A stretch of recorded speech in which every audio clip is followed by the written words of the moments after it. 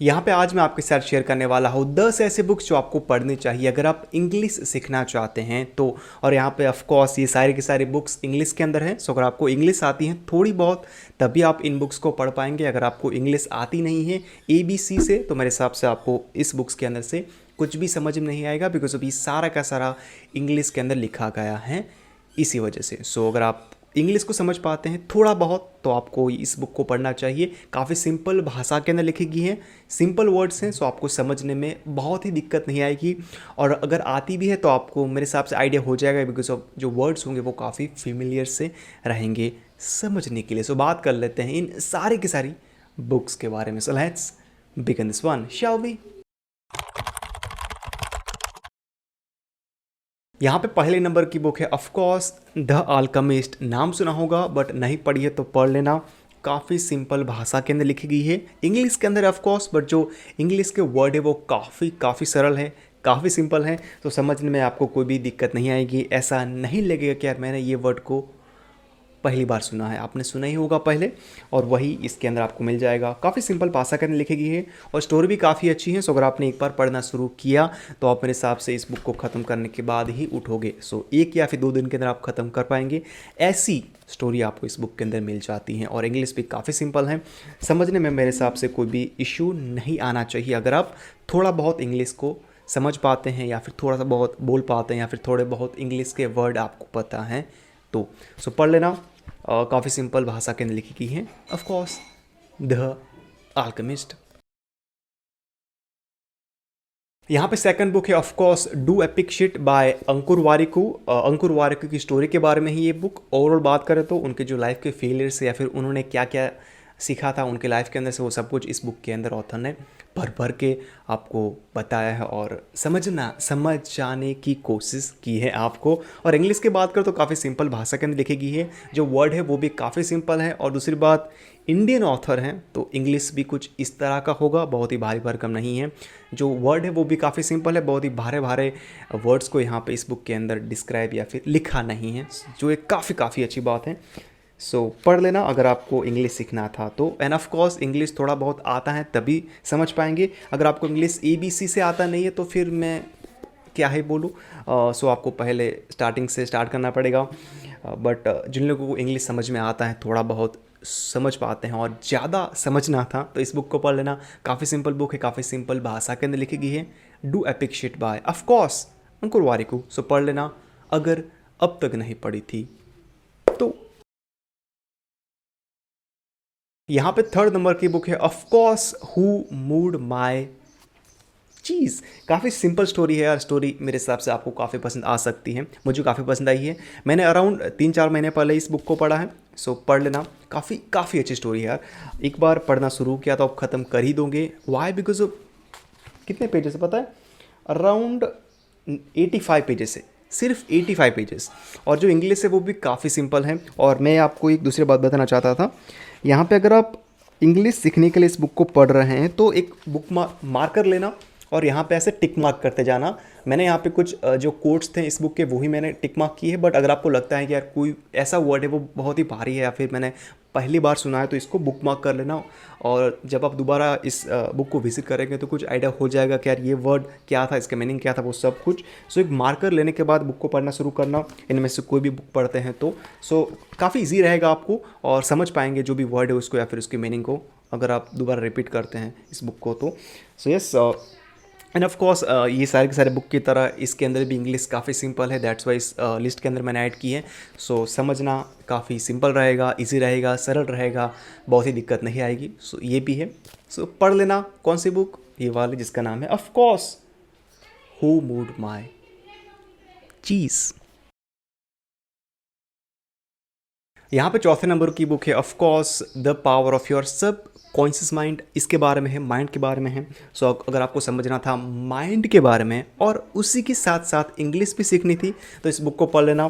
जो वर्ड्स है वो भी काफ़ी सिंपल है, थोड़े वर्ड्स थोड़े से भारी भरकम हो सकते हैं, बट उसके अलावा जो मोस्ट ऑफ द वर्ड है 90% वर्ड है वो काफ़ी सिंपल है, काफ़ी सरल है, समझने में कोई भी इश्यू नहीं आएगा, मैं आपको गारंटी देता हूँ। और उसी के साथ साथ आप समझ पाएंगे आपके थॉट्स को, आपके माइंड को और लोगों को भी। सो यस, काफ़ी अच्छी बुक है, लाइफ के अंदर एक बार पढ़नी चाहिए। और अगर आप इंग्लिश सीखना चाहते हैं तो आपको पढ़नी ही चाहिए, काहे ना ही पढ़ोगे।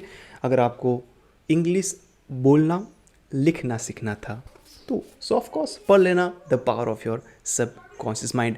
एंड दूसरी बात, अगर आपको लगता है कि यार ये काफ़ी मोटी बुक है, मुझे इस बुक को नहीं पढ़ना है, तो क्या कर सकते हैं, इस बुक का पॉकेट वर्जन है, यानी कि the believe in your self, इसी ऑथर ने लिखा है। और इस बुक की समरी है उस बुक के अंदर, यानी कि कौन सी बुक के अंदर, बिलीव इन योर सेल्फ। मेरे पास थी बट मेरा एक फ्रेंड है वो पढ़ने के लिए ले गया है, उसको भी इंग्लिश सीखना था। काफ़ी छोटी बुक है और इस बुक से भी काफ़ी छोटी है, इससे भी काफ़ी छोटी है, 50 या फिर 40 पेजेस की बुक है।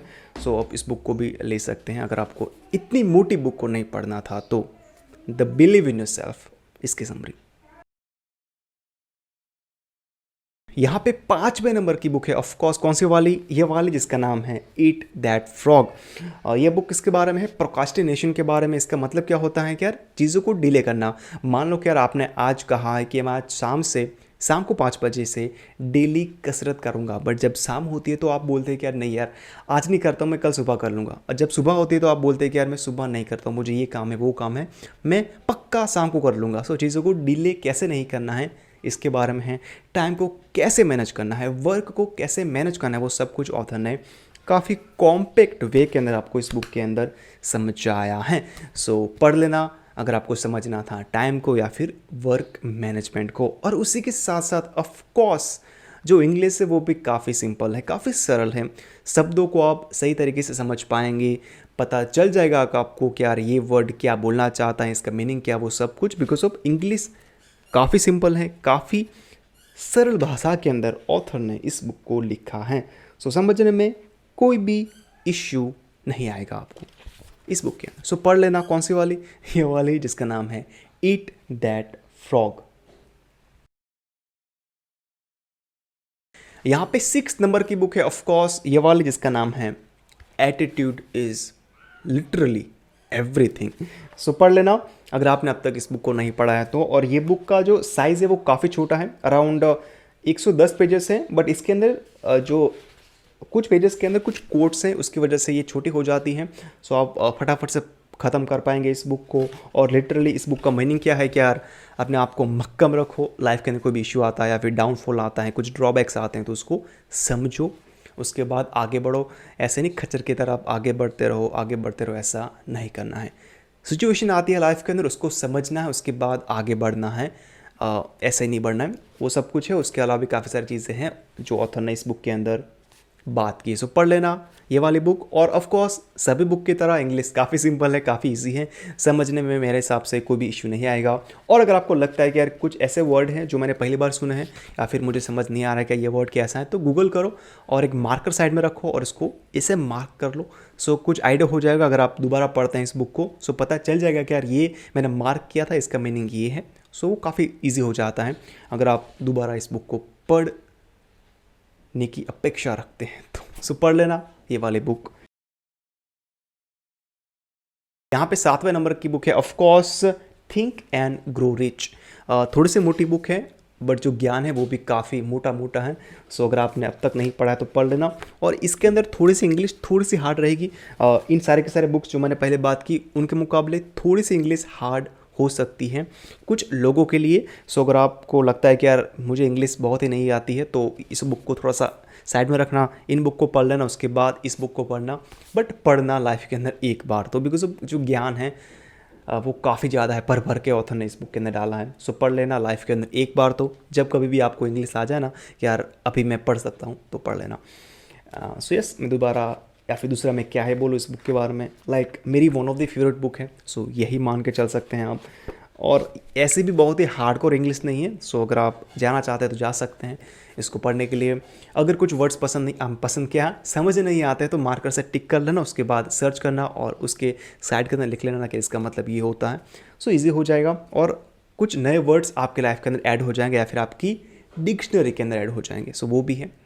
सो बाय करके रखना और पढ़ना और समझना कि ऑथर आपको क्या बोलना चाहते हैं, या फिर इंग्लिश के लिए भी पढ़ लेना।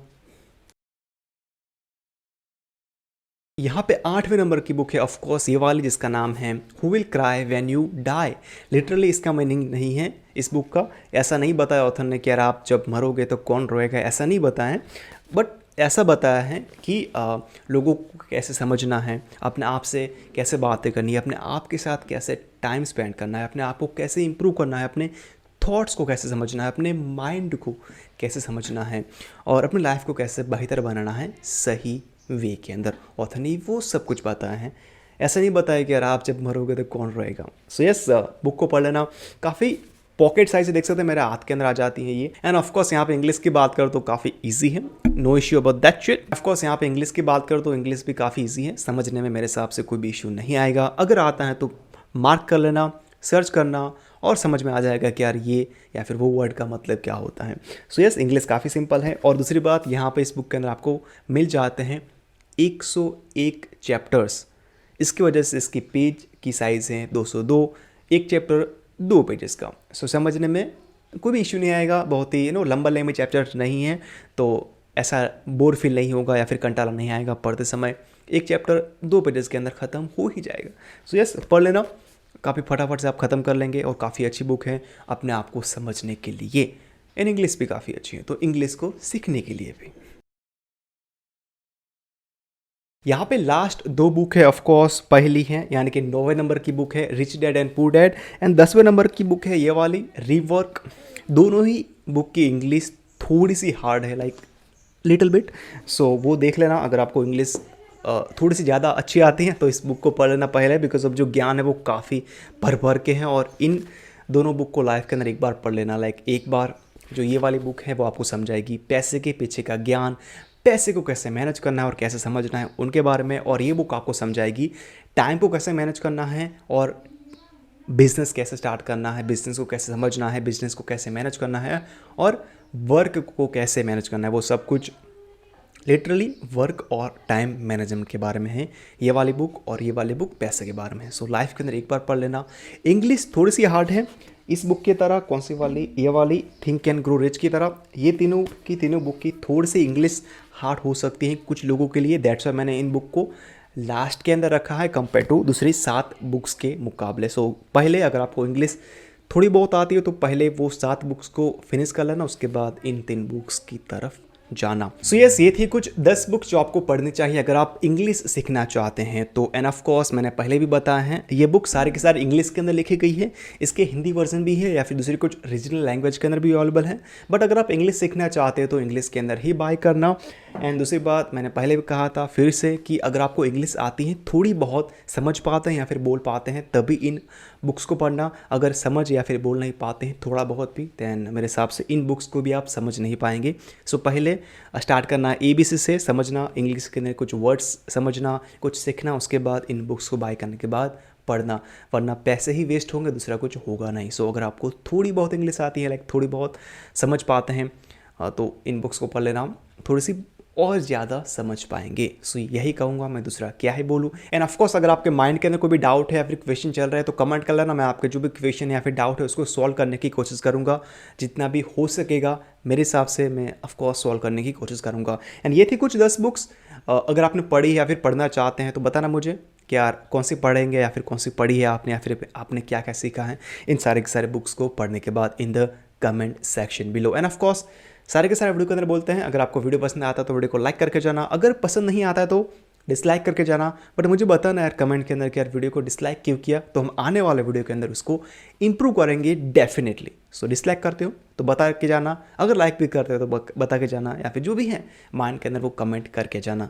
इससे होगा क्या, कुछ होगा नहीं, बट जो वीडियो का एंगेजमेंट बढ़ेगा और यूट्यूब ये वीडियो को दूसरे लोगों को सजेस्ट करेगा। सो हमारा थोड़ा सा हेल्प हो जाएगा, हमें भी कुछ मोटिवेशन मिले अगर आप लाइक करते हैं तो। So thank you very much for watching this guys, as always मिलते हैं आपको एक अगले वीडियो के अंदर, तो अगले bye bye, have a freaking great day. और इंग्लिश काफ़ी सिंपल लैंग्वेज है, बहुत ही हार्ड मत बनाओ, काफ़ी सिंपल है, सरल लैंग्वेज है, सिर्फ समझना है और उसको इम्प्लीमेंट करना है आपकी लाइफ के अंदर। काफ़ी सिंपल लैंग्वेज है यार, जो जितनी भी दूसरी लैंग्वेज है उसी की तरह ये भी काफ़ी सिंपल लैंग्वेज है, उसको बहुत ही कॉम्प्लिकेट ना करो या फिर हार्ड मत बनाओ, सीख पाओगे बहुत ही जल्दी।